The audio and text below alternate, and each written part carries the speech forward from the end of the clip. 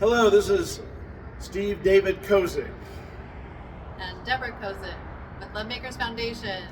I'm the Chief Spiritual Officer and Senior Minister for LoveMakers Foundation, and today we have a great topic. I'm joined by our CEO, of course, Deborah Kozik, because today we're going to talk about our love message, which is entitled Love, the 6 Love Languages. There was a very popular book written by Gary Chapman called The 5 Love Languages. Deborah's sort of an expert on that book, and we'll let her talk about it here in a second. But the key to this love message is that there's actually a 6th love message. And we'll talk about that when Deborah is done discussing the 5 love languages. What about the 5 love languages, Deborah? What are these 5 love languages? Well, so there's these 5 love languages that are brought to the attention to help identify the different values of love. And yeah, I just want to point out that what we're talking about here are relationships. Yeah. So we're venturing into territory we usually don't talk about. We're going to talk about relationships and the things that help a relationship become excellent. So these are 5 ways that how to express and receive love. That's part of why Gary put these ideas together. So it really helps one to be able to identify how to express love, and then also how to receive love. So many haven't been able to receive love, or even be able to identify that it's okay to receive love. So, yeah, and so the love languages are there to show people how to communicate love, wouldn't you say? Yeah. So these are the 5 love languages. What's the first one? The first one is acts of service. And then the second one is receiving gifts. The third one is quality time. And the 4th one is words of affirmation. And the 5th one is physical touch. Well, I don't know. Let's talk about that order. It seems to me affirmation should be first. So why don't you talk a little bit about affirmations, which is what? When you're affirming words of love, whether you like to hear words of love from someone or give words of love to someone. Well, and again, encourage. In other words, if you're in a relationship, encourage that person. Be positive to that person. Take time to listen. Yeah, it's words of love. You could identify, like I personally have identified that the way that I like to share love is to talk loving words, and I like to receive it that way as well. So when we learn to communicate that with our partner, our coworkers, our family members, then they will better understand how you like to receive love. Okay, let's talk about now another love language you mentioned is physical touch, right? So I'm touching your shoulder. Yeah. Does that feel good? It feels good to me. So, I know in a past relationship when I would touch my partner, they didn't like it, so they would push away from me. So what happens is if you don't understand your partner's love language, then it can be taken in a way that you feel that you're not okay with yourself. So it's so important to communicate the way that you like to give and receive love. Okay, so let's go to the next one. Now let's say acts of service. What does that mean? That would be like doing something kind for someone. Yeah, exactly. Like I think in our relationship, if I would ever do the laundry, Deborah would appreciate that. Helping with the dishes, cooking, that type of stuff. Showing your significant other appreciation. Yeah, by doing it, but if you're doing something. You're not just talking about it. You're actually, helping fold the clothes, helping make the bed, that type of stuff. It could be pulling out a chair for someone, doing things that are just kind. And receiving gifts. You like to receive gifts? I don't mind receiving gifts, but it's not one of my top love languages, because I feel that if you aren't able to express love and use kind words, say an example would be you didn't share kind words, then that gift wouldn't mean as much, or that touch wouldn't mean as much. So my number 1 love language that I've identified is words, affirmative words. So there's one love language left.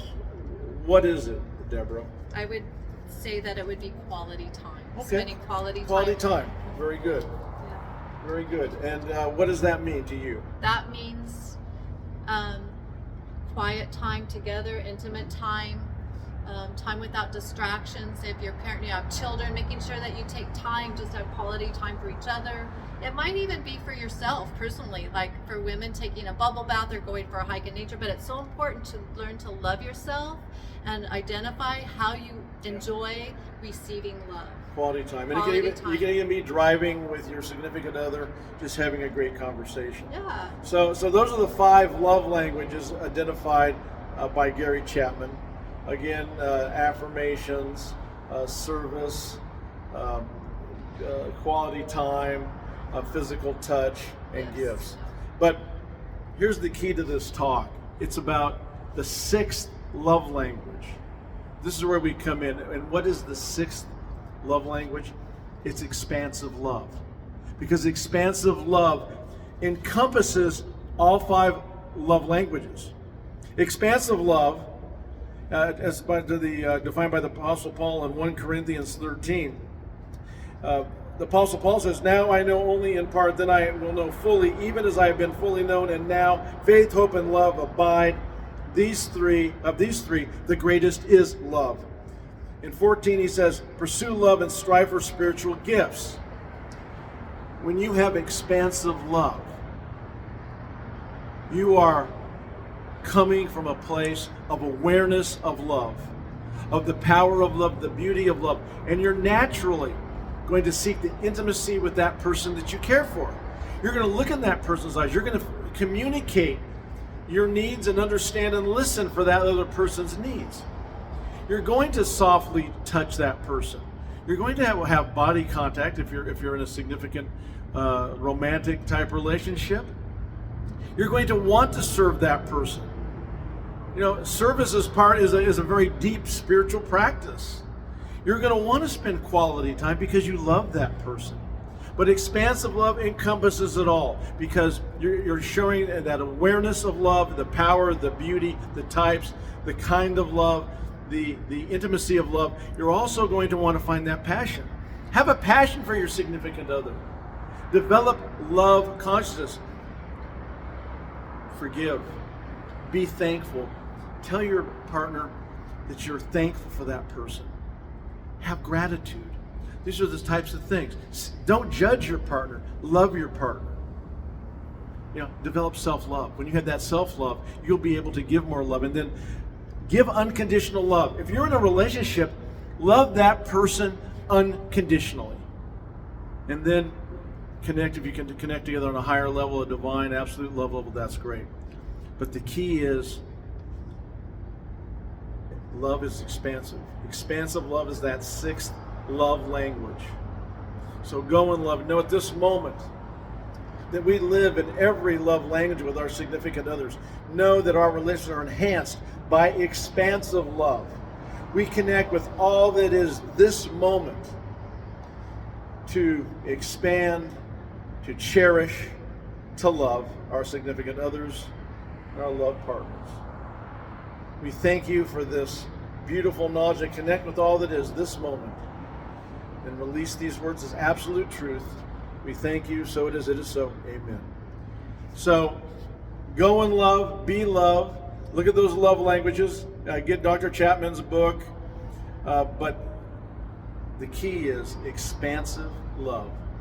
And remember, that everyday love is the win. love is the way. Check out our website. What it is? LoveMakersFoundation.com, and know that we're here for you for prayer support and spiritual counseling, and just to know that love it's okay to give and receive love.